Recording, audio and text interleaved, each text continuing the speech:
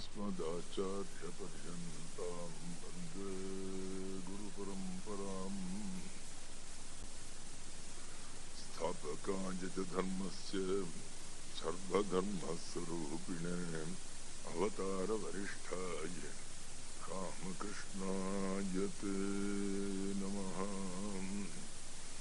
सर्वमङ्गलमाङ्गल्ये शिवे सर्वार्थसाधिके शरण्ये त्र्यम्बके गौरी नारायणि नमोस्तुते। कृष्णाय वासुदेवाय हरये परमात्मने प्रणतक्लेशनाशाय गोविन्दाय नमो नमः।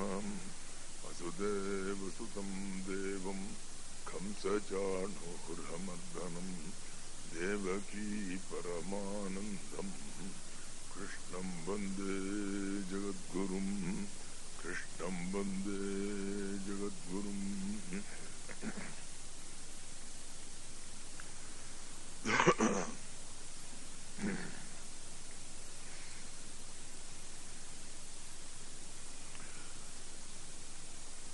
अष्टावक्र उवाच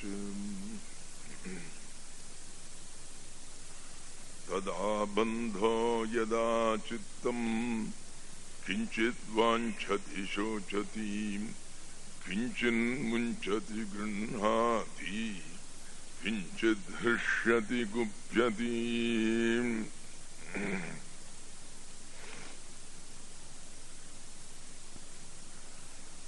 अष्टावक्र जी बार बार एक ही चीज को दोहराते हैं, पर विविध भाषाओं में, विविध शैलियों में, विविध ढंग से, ताकि कुछ न कुछ हमारे अंदर जाकर चुभ जाए। कई बार जो है वो जितने भी वो तेज तीर छोड़ते हैं वो अंदर जाकर चुभता नहीं है, यही मुश्किल है। कुछ लोगों ने ये लिखा है, ये जो गौतम की पत्नी अहल्या जिसका शापोद्धार श्री राम ने किया, वो पत्थर नहीं बनी, पहले ही पत्थर थी। अहल्या का अर्थ ही वही है। हल माने ये जो जिससे आप जोतते हैं, हल कहते हैं ना उसको। हल्या माने ऐसी जमीन जो जोता जा सकता है, हल्या।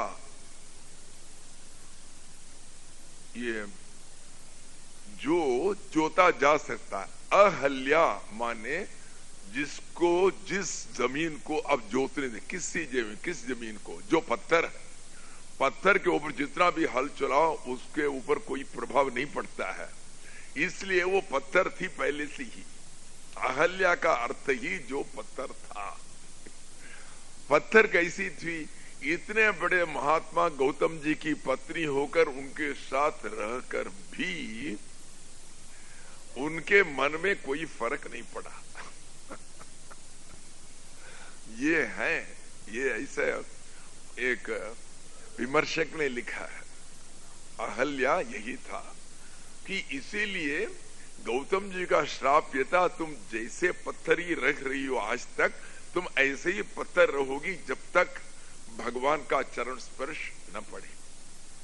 ये सब अहल्या है, सब अहल्या है। हम सब लोगों का पता नहीं किसने श्राप दे दिया, सबको श्राप दे दिए हैं। हम सब इसीलिए अहल्या ही बने हैं। सो जब तक उस परमात्मा का चरण स्पर्श नहीं पड़े तब तक हमारा उद्धार नहीं है। और इसीलिए ये सब यही सोचते हैं किसी न किसी तरह उनके चरण स्पर्श हमारे ऊपर हो जाए। ये सब अपनी दया से चाहते हैं कि हमारे ऊपर तो हो गया, इन लोगों के ऊपर भी हो जाए। तदा बंधः यदा चित्तम किंचित वांछति शोचति। हम लोग कहते हैं माया है, माया से हम लोग बंधे हुए हैं, हमको मोक्ष चाहिए। ये कौन सी चीज है जिससे आपको बंध होता है? जो आपके हाथ में, माया आपके हाथ में, आपको नहीं मारा, ये माया पकड़ में नहीं आता है। सो माया माया कहने से उस माया को मैं कहां से छुड़वाऊं, ये तो होगा ही नहीं। तब कुछ ऐसी चीज बताओ जो मेरे बस का है, जिससे कि मुझे मालूम हो इसी से यही रस्सी है जिससे मैं बांधा गया हूं, उस रस्सी से हम अपने आप को छुड़वाएं। सो कौन सी है? वो कहते हैं चित्त, हमारा मन जो है वो ही एकमात्र वस्तु है जिसको पकड़ो जिधर घुमाओ वो ऐसा हो जाता है। मन ये व मनुष्याणाम, मन जो है वही मोक्ष का भी और बंध का भी कारण है। मन ये व मनुष्याणाम कारणम बंध मोक्षयो, बंधन और मोक्ष उसी को पकड़ो। उसमें ऐसा है, मन को आप संसार में रखो, संसारी हो जाएगा। मन को लेकर आप भगवान के ऊपर रखो, वो बिल्कुल भगवत स्वरूप हो जाएगा। इतना ही है। सो इसको चलाने वाले सारथी आप हैं। अब आप स्टीयरिंग व्हील है ये गाड़ी का, इसको बाएं हाथ में घुमाओ, ये दुनिया में चली जाती है, दाएं हाथ में घुमाओ, भगवान के चरणों में चली जाती है। ये आपके हाथ में है, यही है, चित्त के अंदर ही है। और ये भी आप कह नहीं सकते हैं हाँ भगवान जब हमको उनके चरणों में लेते हैं तब हम करेंगे, हमारे बस का क्या है, वो भी गलत है। क्योंकि संसारी चीज जो है ये तो सारी घटना ये पहले से ही प्रोग्राम है। मन को आप कहां भी रख सकते हैं। जैसे मैंने कहा, आप ये सब ड्रामा है, नाटक खेल रहे हैं।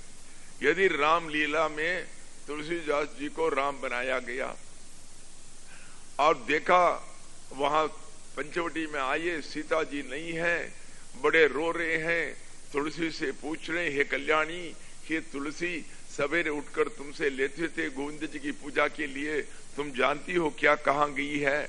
और हे अश्वत्थ वृक्ष, वो तो आकर रोज तुम्हारे नीचे वो पड़ती थी, बैठती थी, तुम्हें पता है कि तुम्हारी सखी सीता जी कहाँ गई है? रोते रोते बिल्कुल तद्रूप सारे वहां जितने भी लोग देख रहे हैं, दर्शक लोग भी रोते हैं, पर अंदर से ये सोच रहे हैं अब मेरी पत्नी क्या की होगी। हाँ, कल मैंने कहा था रात को आते आते हमको जरा भूख लगता है, ड्रामा से आते हमको 2-4 भजिया बनाकर रखो, वो रखी होगी। अब आपके मन को कोई कंट्रोल नहीं करते। जब तक आप ठीक तरह यहां पर अपना अभिनय कर रहे हैं तब तक कोई डायरेक्टर आपको नहीं करेंगे। इसलिए मन को इधर रखना उधर रखना ये आप ही के हाथ में है। ये कोशिश करने से ये जरूर हो जाएगा, इसके लिए कोई बहाना नहीं चलेगा, नहीं चलेगा। ये इसीलिए कहते हैं तदा बंधः यथा चित्तम किंचित वांछति शोचति। जब तक मन जो है दुनिया की किसी चीज के ऊपर जब उसका आकर्षण हुआ तब वो कहता है कि ये मुझे चाहिए, और जो चीज इसके पास था वो टूट गया या नाश हो गया।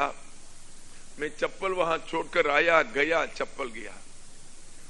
सारे दिन शायद 5 दिनों तक जो मिला सबसे आप कहते रहेंगे अरे भाई क्या कहें, कल मैं गया था, सत्संग में गया था ना, चप्पल छोड़कर गया। सबको आप बता देंगे एक एक को बुला बुलाकर 5 दिन तक। इसीलिए जब तक मन अपने रही गई चीजों को जब उससे बिछुड़ गया तब उसके ऊपर ये दुख करने लगती है। किसी वस्तु नष्ट होने से जब तक मन उसके ऊपर जब पश्चाताप करता है, जब दुखी हो जाता है, या जो चीज है ही नहीं उसके लिए जब तरसती है, ये दोनों नहीं चाहिए। हम लोग 2 चीज में जुड़े हुए हैं, एक योग, एक क्षेम। योग माने अलब्धस्य लाभः योगः, जो है नहीं आपके पास उसको लेना जो है उसको योग है। अब आप कोई बिजनेस चलाते हैं, बिजनेस में दो चीज होती है।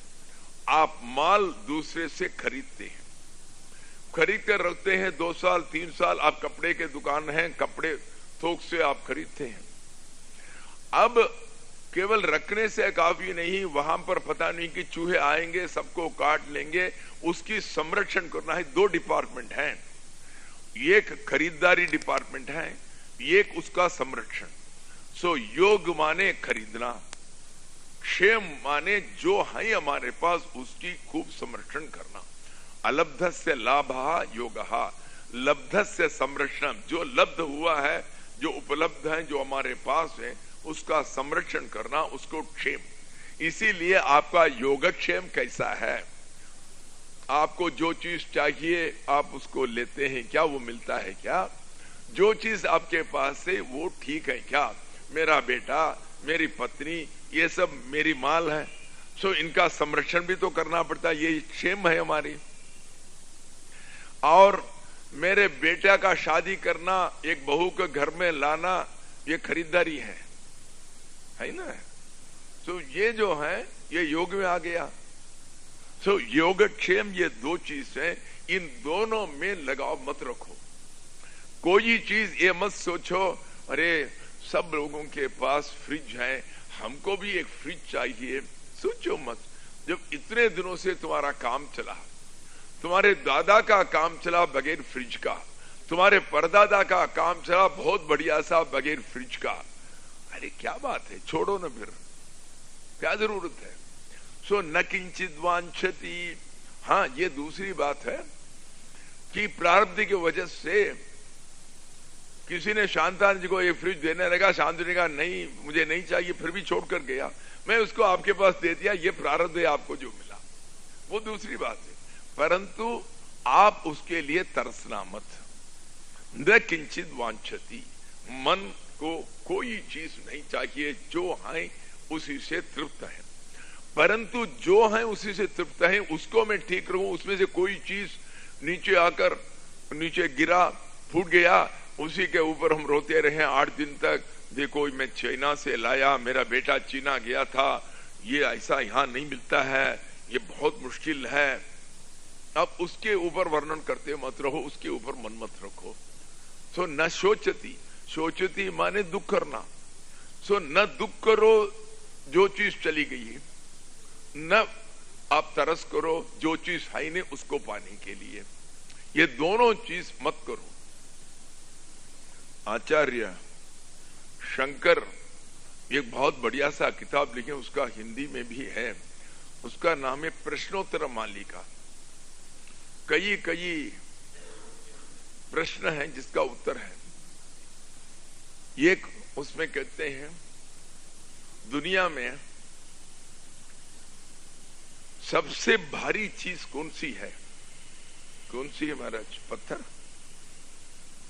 माता का प्रेम। दुनिया में सबसे भारी चीज उसमें लिखा है माता जी का प्रेम, वात्सल्य, ममता, यही है। इसी तरह उसमें एक है कोवा दरिद्रहा यस्य तृष्णा विशाला। कंगाल दरिद्र किसको कहते हैं? जिसके पास कुछ है नहीं, अकिंचन दरिद्र किसको कहते हैं? जिसके पास पैसा नहीं उसको नहीं, जिसके पास खूब पैसा है और जो मांगता है और चाहिए वही दरिद्र है। ऐसा हुआ, एक महात्मा कहीं कुटिया में रहते थे गंगा जी के किनारे। उसका शिष्य सवेरे सवेरे फूल चुनने गया, वहां देखा एक बहुत बढ़िया सा अमूल्य हीरे का हार पड़ा था। उठाया, अपने गुरु के पास ले गया, महाराज यहां पड़ा था, इसको क्या किया जाए? गुरु ने कहा देखो बाहर जाओ, वहां कोई कंगाल हो, दरिद्र हो, उसके पास देकर आ जाओ।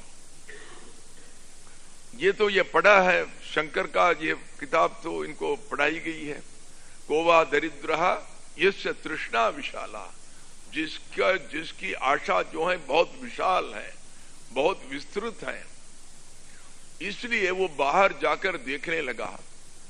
तब एक बड़ा सैन्य को लेकर एक राजा जा रहा था अपनी पालकी में। किसी से पूछा, ये राजा कहां जा रहे हैं? ये राजा कनौज के हैं, बहुत बड़े राज्य हैं। अब अपने पड़ोसी राज्य के ऊपर आक्रमण करने के लिए ये जा रहे हैं। अच्छा, इनके पास काफी बड़ा राज्य है और राज्य चाहते हैं, इसलिए वो जा रहे हैं। ये गया, उस पालकी थोड़ा सा खुला हुआ था, राजा बैठा था। ये जो हार है, इस हार को उनकी गोद में डालकर ये भागने लगा। राजा ने बोला, क्या किया? महाराज, मेरे गुरु का हुक्म है, जो दरिद्र हैं उनके पास देना, इसलिए मैं आपको कहा। क्या तुम कहा? मुझे दरिद्र का, मैं राजा हूं, बताए तुम्हें? ये भाग गया। राजा ने कहा, चलो उसी गुरु के पास जाओ, ये कहीं झोंपड़ी में घुस रहा है, उसी की झोंपड़ी में जाओ। गए, उस महाराज से पूछे, ये क्या अपमान कर रहा है मुझे? ये कहता मुझे दरिद्र है। उन्होंने कोई अपमान नहीं किया, वो तो हकीकत की बात कही।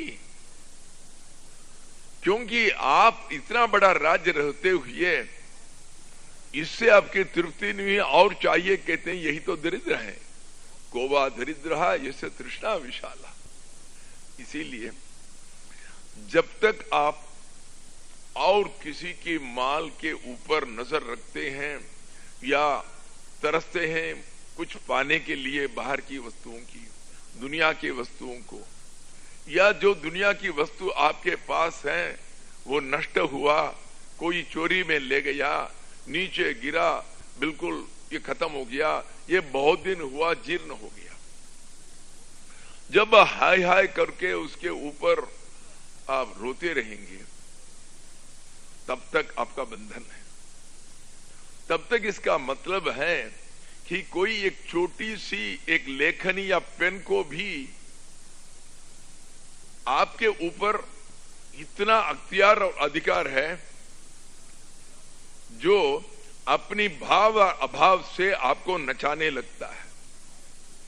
एक चप्पल को भी इतना पावर है, 4 दिन तक आपका मन में बेचैनी हो जाती है। सो इस तरह जो ये चप्पल के ऊपर नाचने वाला है, हम कौन सा स्वतंत्र हैं? बताओ, ये तो बंधन ही है, यही तो बंधन है। इसीलिए तदा बंधः, तब बंधन होता है। कब? यदा चित्तम किंचित वांछति शोचति, जब तक मन मुझे कुछ चाहिए, मुझे कुछ चाह है बाहर की वस्तुओं की, या जो मेरे पास है उनके ऊपर इतना मोह है कि हम उससे बिछुड़ना नहीं चाहता। यदि बिछुड़ा, दिनों तक मेरी मूड खराब हो जाती है, मैं दुखी हो जाता हूं।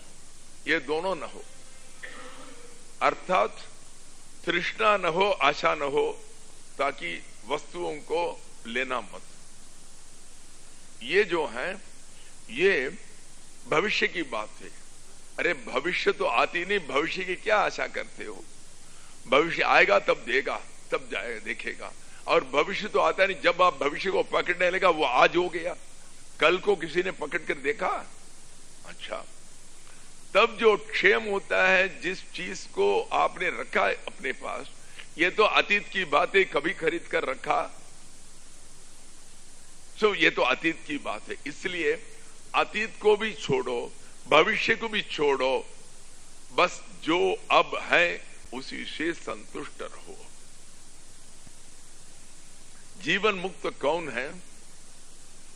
ये विवेक चूड़ामणि में तो आदि शंकर लिखते हैं, अतीतान अनुसंधानम भविष्यद विचारणम औदासीन्यमपि प्रोक्तम जीवन मुक्तस्य लक्षणम। पुरानी चीजों को सोच सोच कर तुम उसके ऊपर मन को खोवो मत। अतीत का अनुसंधान न करना। हम लोग बैठे बैठे क्या करते हैं, अब 70 साल हो गया, मेरे पिताजी से उस दिन कहा था मुझे एमए पढ़ाओ, उसने पढ़ा नहीं तो आज पता नहीं मैं तो ये होता। अरे 70 साल हो गया, अब क्या करना है? तुम्हारे पिताजी ने क्या किया क्या नहीं, तुम क्या करते हो अपने बेटे को वो देख लो। अतीतान अनुसंधानम। 20 साल के पहले हम किसी शादी में गया, आपके साले ने सबके सामने अपमान कर दिया। अरे ये क्या, ये अब 70 साल भी हो गया, अब भी ससुर के घर में आकर बस महीने महीने बैठ जाता है, कोई शर्म नहीं है, बेशर्म है। आपके साले ने कहा। अब आपके अंदर ये बड़ा घुस गया। ये 20 साल हो गया, शायद वो साला भी हाई भी नहीं, परंतु आप बैठे बैठे ध्यान में बैठे साले का ध्यान आ गया। उसको साले को हम बस तमतमा हो जाता है, आपका सारा अंदर जो है कि जोश आ जाता है, आपकी बीपी बढ़ जाता है, शुगर का लेवल बढ़ जाता है। वो आदमी भी हाई नहीं, ये 20 साल की पुरानी कथा है। अतीतान अनुसंधानम भविष्यद विचारणम। अब आगे आने वाले के लिए बड़ा सा आयोजन मत करो, पता नहीं कल क्या होने वाला है। ऐसा था ना, एक सज्जन दूसरे सज्जन से पूछा आपके बेटे वगैरह कैसे हैं? हाँ, मेरा डॉक्टर बेटा ठीक है, पर इंजीनियर बेटा को कभी कभी थोड़ा सा जुकाम आ जाता है, वो भी ठीक है। अच्छा, आपका डॉक्टर बेटा इंजीनियर बेटा कितने कितने साल के हैं? एक 3 साल का है, एक 2 साल का है। अभी वो डॉक्टर बन गई अभी से, आपकी कल्पना से। दूसरा इंजीनियर बन चुका है, अभी दोनों 2 साल के और 3 साल के हैं। इसीलिए भविष्यद विचारणम, आगे के लिए अभी सोचो मत, कोई योजना मत बना, सब प्रभु के हाथ में है। प्रभु के हाथ पर छोड़ो, प्रभु जानते हैं आपके लिए क्या करना है क्या नहीं करना है। आपसे बहुत ज्यादा बुद्धिमान है, आपको बुद्धि देने वाले, इतने लोगों को बुद्धि देने वाले वो हैं, यही है। और उन्हीं से हम मांगते हैं, धियो यो न प्रचोदयात्, हमको उधार दे दो अपनी बुद्धि, थोड़ा सा हम सही मार्ग पर चलें। हम तो रोज उधार मांगते हैं भगवान से। किंचिन मुंचति गृह्णाति किंचित ऋष्यति कुप्यति। वहां पर मैंने बता दिया अतीतानुसंधानम भविष्यद विचारणम। वर्तमान जो है उदासीन रहो। उदासीन माने क्या? उसकी उपेक्षा करो, बिल्कुल उसके बारे में सोचो मत। आसीन माने जो बैठा हुआ है, आस माने बैठा हुआ है, पद्मासनस्था आस, आसन उसी से आया, जिसमें बैठते हो वो आसन। आस माने बैठना। उद आसीन, आसीन माने बैठना। अब सारी समस्याएं हैं, आज की समस्याएं हैं, बेटा कुछ कहता है, पत्नी कुछ कहता है, आप उनके बीच में बैठे हुए हैं, उलझे हुए हैं, सारी समस्या। तब आप क्या करेंगे? उत माने ऊपर, ऊपर उठो। बस ये क्या कर सकते हैं? ऊपर उठ जाओ। अब इसके बीच में आप पड़े रहें तो आप उलझ जाएंगे। सबको आपस में कुछ झगड़ा करने तो आप ऊपर बैठकर देखते रहो। औदासीन्यमपि प्रोक्तम, उदासीन भाव से रहो, जो कुछ झगड़ा हो रहो। बेटा माता जी को एक थप्पड़ दी दे देने दो, माता जी पिता बेटे को एक थप्पड़ दी देने दो, तुम ऊपर उठो, तुम यहां मत रहो। औदासीन्यमपि प्रोक्तम जीवन मुक्त शरण। बस ये तीनों हो, वो जीवन मुक्त हो गया। और वही बात यहां कहते हैं, किंचिन मुंचति गृह्णाति किंचित हृष्यति कुप्यति। कुछ भी आ जाए, कोई आकर कहता है महाराज आपके लिए एक तौलिया लाया हूं, ठीक है महाराज, ठीक है, ले लिया। और कोई आया, इनके पास एक ही चप्पल है, वो पुरानी है, महाराज आपका चप्पल बढ़िया है, मैं ले जाऊं? ले जाओ भैया। यही तो भरत ने कहा। अरे श्री राम को केवल चप्पल ही बचा हुआ था, उसको भी तो ले गए वो। भगवान को खाली पेट जाना पड़ा सारी 14 साल। क्योंकि ये भक्तों का हाल है, कभी कभी वो अपने भक्ति के उद्रेक में ये नहीं देखते हैं कि मालिक का क्या हाल होता है। किंचन मुंचति गृह्णाति, इसीलिए कुछ लोगों ने ऐसा भी कहा, मुझे नहीं पता क्या रामायण में, इस रामायण में क्या आया है। वाल्मीकि में तो यही लिखा है कि वो उनसे मांग कर ले गया था। अब कुछ लोग ये कहते हैं कि भरत वहां से बनवा कर लाया एक सोने की पादुका, उसको ले जाकर भगवान के पास जाकर कहा कि महाराज इसका अनुग्रह करो, मैं इसको ले जाऊंगा। तब थोड़ी देर उसको वो पहन कर बैठा, फिर उसको ले गया करके। ये दूसरे लोग कहते हैं जो ये नहीं चाहते कि भरत जी प्रभु के पास कोई अपराध की, ये भी नहीं हो सकता है ना। भरत ऐसा तो नहीं है, भरत जैसा कहां मिलेगा, वो तो लक्ष्मण से भी ऊपर उठ गया।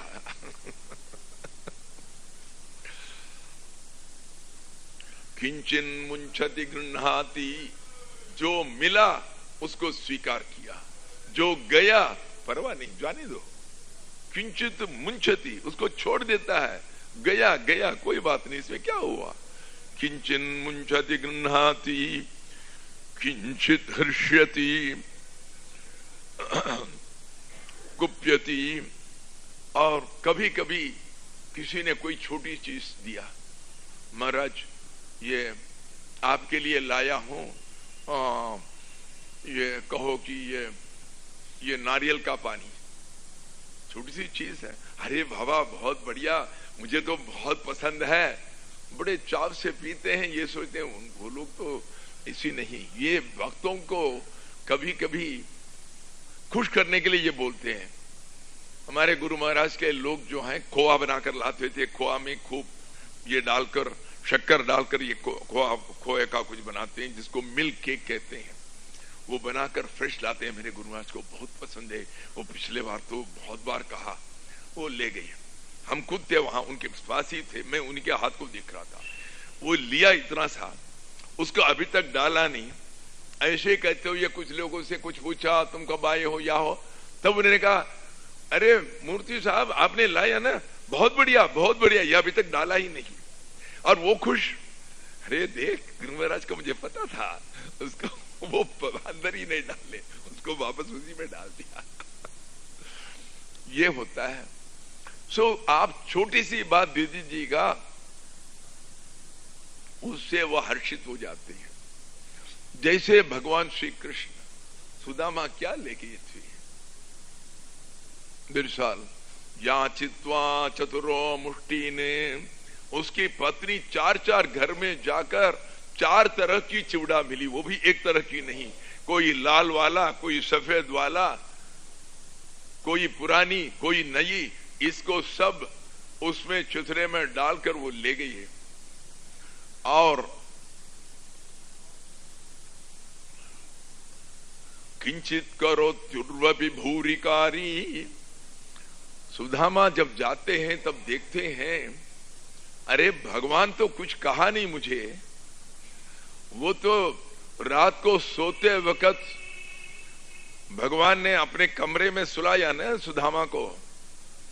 अब हमारा कुछ ऐसे रिवाज है, कुछ बड़े बड़े घरों में कोई अतिथि आए, वो तो काफी कपड़े नहीं लाए होंगे, सो इसलिए रात को उनको पहनने के लिए पैजामा रखते हैं। वो सारी मेहमानों के लिए वो सवेरे रात को पहनेगा, सवेरे जाते इसमें उसको छोड़कर जाएगा। ये पता नहीं था सुदामा कभी बड़े लोगों के पास गए नहीं, पहली बार गए हैं। सो रात को पहनने के लिए बहुत बढ़िया सा धोती दिया। इनका तो कुचेल है, इनका दूसरा नाम कुचेल, चेल माने धोती, कुचेल माने जिस धोती में हजारों ये छेद हो गई हैं। और इनके लिए अच्छा धोती गया, उन्होंने कहा अच्छा चलो ये और 20 साल चलेगा। और सवेरे उठे जब जाने लगे, उन्होंने कहा महाराज ये तो मेहमान के लिए इसको उठा कर को ये आपका है। तो ये हुआ। इसलिए ये जब वहां गए और कभी भगवान ये नहीं पूछा, उसने कहा तुम्हारे कितने बेटे, सब कुछ पूछा, ये नहीं पूछा बेटा तुम क्या करते हो, पैसा वैसा है, कुछ नहीं पूछा।